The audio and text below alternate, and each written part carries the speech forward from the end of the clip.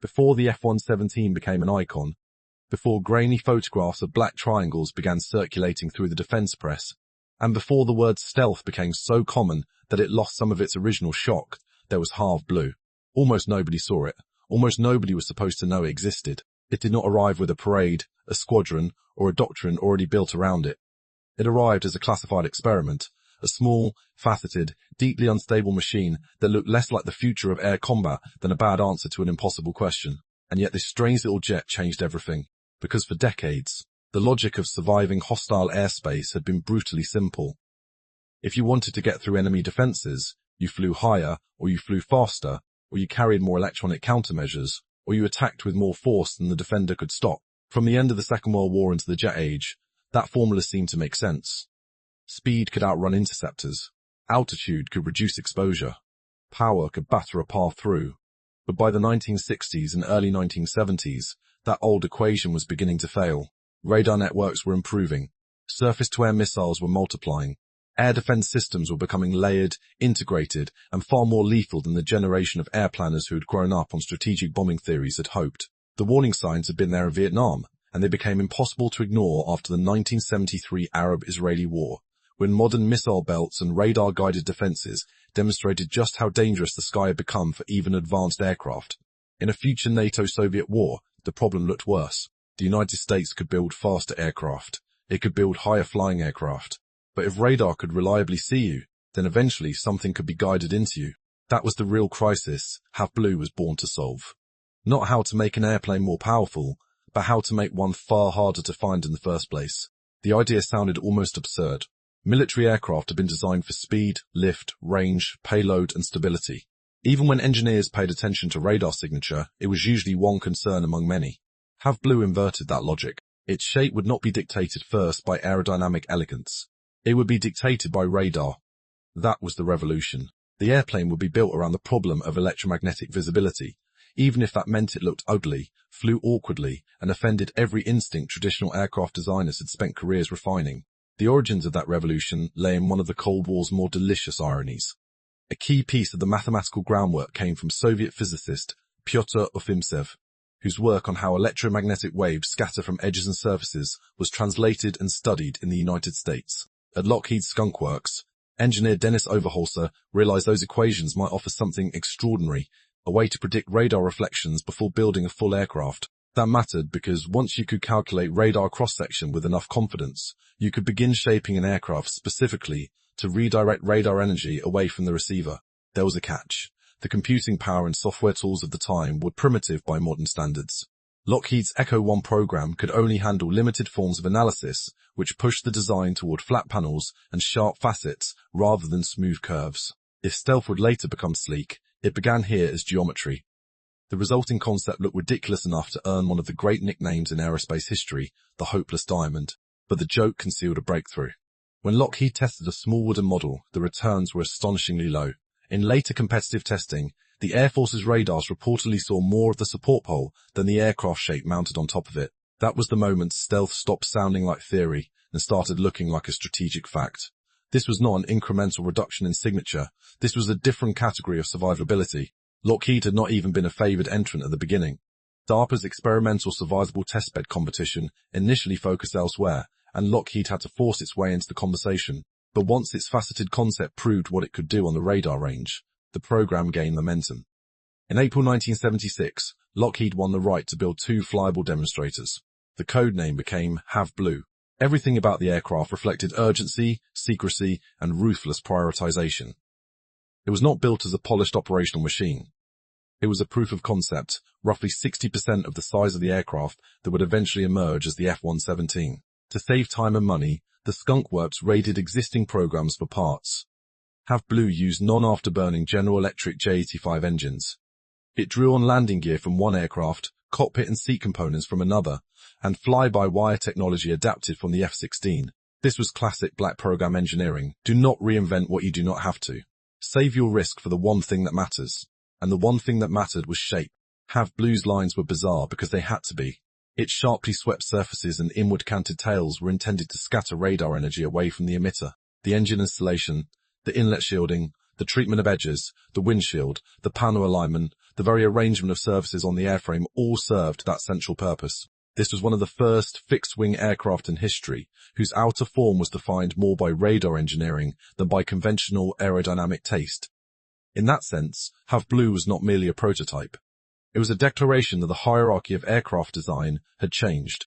That did not make it a good airplane in the normal sense. In fact, by ordinary standards, it was a nightmare. Stealth came at a cost. The faceted shape that made HAV Blue hard to detect also made it aerodynamically troublesome. The aircraft was unstable in all three axes. Not just pitch, like some deliberately relaxed stability fighters, but pitch, roll and yaw. Left to itself, it did not want to fly in any friendly, forgiving way. It needed computers making constant corrections simply to remain under control. Without fly-by-wire, HAV Blue was not a difficult aircraft. It was almost an impossible one. That alone marks it as a turning point. Earlier aircraft had certainly pushed technology, but HAV Blue represented a new kind of compromise, willingly accepting severe aerodynamic penalties because radar invisibility was considered more valuable than graceful handling. The machine was saying something radical about modern war. It's better to be awkward and alive than elegant and dead. The first prototype flew from Groom Lake on December 1977 with Lockheed test pilot Bill Park at the controls. The location mattered almost as much as the aircraft. This was Area 51 territory, the hidden landscape where American air power experimented beyond public view, and HAV Blue belonged there, because nothing about it looked normal. It was small, black, faceted, and unsettling. There was no broad public unveiling because there could not be one. Even within defense circles, knowledge was tightly restricted. Once airborne, HAV Blue began proving what mattered most.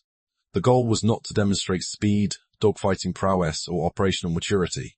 The goal was to show that a practical aircraft could embody extremely low observability and still be flown, tested, and eventually weaponized. That distinction is important. Plenty of futuristic ideas are seductive at scale model level. Very few survive contact with actual flight testing. HAV Blue did. Not perfectly, not safely, but convincingly, and this is where HAV Blue becomes more interesting than the myth that followed it. The F-117 would later be remembered as a kind of technological apparition, a jet that seemed to appear fully formed from the black budget world. HAV Blue shows the messier truth. Stealth did not begin as a polished wonder weapon. It began as a nervous, high-risk experiment flown by test crews who were being asked to trust a machine whose basic behavior violated decades of pilot instinct. The pilots understood that immediately. HAV Blue was not a hot rod. It was not a pilot's airplane in the romantic sense. The computers were doing constant work to keep the aircraft controllable, and the men flying it knew they were sitting inside a proof of concept held together by mathematics, secrecy, and borrowed hardware. The J-85 engines were not there to make the aircraft formidable. They were there because they were available and good enough. The landing gear, the cockpit components, the flight control architecture, all of it reflected a single brutal discipline: prove stealth first and worry about refinement later. That discipline is easy to admire in hindsight, but it carried real danger in real time. HAV Blue was tested in the deep secrecy of Groom Lake, not merely because the aircraft was classified, but because the stakes were strategic. If the program worked, it could alter the balance between attacker and defender across the entire modern battlefield. If it failed, it would confirm the suspicions of every skeptic who thought stealth was a mathematical fantasy wrapped in ugly sheet metal. There was very little middle ground. The first aircraft completed dozens of flights before being lost in May 1978, after a hard landing led to landing gear failure and pilot ejection. The second prototype flew in July 1978 and continued expanding the envelope until it too was lost in July 1979 after an engine fire burned through hydraulic lines, forcing another ejection. On paper, two prototypes built in secrecy and both destroyed might look like a troubled experiment. In another era, that might even have killed the concept. But that was not the verdict that mattered, because HAV Blue had already answered the essential question. The aircraft's handling was dangerous. Its appearance was bizarre. Its systems were improvised from whatever could be borrowed quickly. Yet the stealth worked. And if the stealth worked, then the strategic implications were enormous. For most of aviation history, survivability and performance had been understood in visible terms. Better thrust, better climb, better maneuverability, better ceiling, better weapons. HAV Blue introduced a more unsettling logic. The most important combat characteristic might be the one the enemy fails to see. An aircraft that did not show up cleanly on hostile radar could operate where faster, prettier, more conventional jets might be tracked, engaged, and destroyed. Suddenly the question was no longer just how an aircraft flies through defended airspace, but whether the defense can effectively perceive it at all. That changed the intellectual architecture of air warfare. It also changed the psychology of planning. Before stealth, penetrating a heavily defended target set usually meant accepting a grim arithmetic of losses, suppression missions, escort requirements, jamming support, decoys, and sheer mass. Even successful strike packages often depended on overwhelming the defense long enough to punch through it. Have Blue suggested a colder, more surgical possibility. Instead of battering the door, he might simply reach the room before the guards fully understood someone had entered the building. That idea would have enormous consequences for the way the United States thought about First Night War, strategic paralysis, and precision attack. Less than a year after Have Blue's first successful flight, Lockheed received the contract that would lead to the full-scale stealth attack aircraft, eventually known as the F-117. The jump from demonstrator to operational program was extraordinarily fast by the standards of major military procurement, and it happened because Have Blue had done more than suggest a possibility. It had provided proof. The ugly answer was the right answer. When the F-117 emerged, the world focused on the operational aircraft, as it naturally would. That was the machine that flew missions, struck targets, and became a symbol of a new American way of war. But the real conceptual shock had already occurred in the desert with Have Blue. Before the Nighthawk, stealth was still half hypothesis, half engineering gamble. After Have Blue, it was a demonstrated path. Its influence spread far beyond one aircraft. The B-2 would follow a different stealth philosophy with smooth curves rather than crude facets, aided by better computing and materials. Later stealth aircraft would become more aerodynamically refined, more survivable, more integrated, and more versatile. But they all lived in a world Have Blue helped create. A world in which low observability became not an exotic bonus, but a central organizing principle of high-end combat aviation. And this is why Have Blue matters so much. Not because it was beautiful. It was not. Not because it was safe. It was not. Not because it was famous in its own time. It absolutely was not. It matters because it proved that the old assumptions had broken. Air combat and strike warfare were entering an era in which detection itself could be manipulated as a design variable. That is a profound shift. It means the airplane is no longer simply a machine moving through the atmosphere. It is also a machine moving through an electronic environment, shaping what sensors can know about it, when they can know it, and whether they can build a firing solution in time. Have Blue forced designers and generals alike to think in that new grammar. In that sense, Have Blue did not just lead to the F-117. It helped redefine what advance meant. For the early jet age, advance often meant faster than the last aircraft. Then it meant higher, or farther, or more agile. Have Blue suggested that the real leap forward might be quieter in conceptual terms, but louder in strategic effects. Advance could mean not being there, at least not in any way the enemy could use. There is also something deeply revealing in the fact that such a transformative aircraft looks so crude. Revolutionary machines are often imagined as polished masterpieces, as if history announces its turning points with obvious elegance.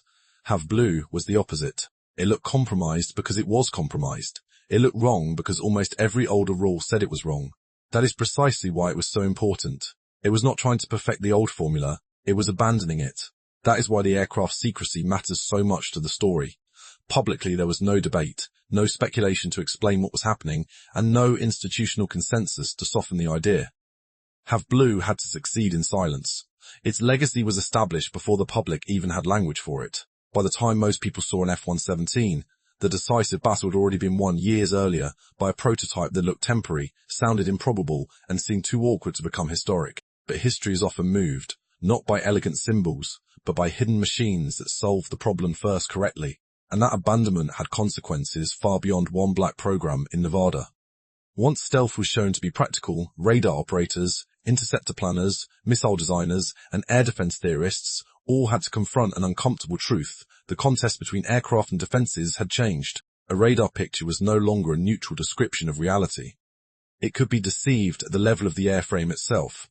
The attacker no longer had to rely only on jamming, speed, numbers, or altitude. The attacker could arrive as a problem.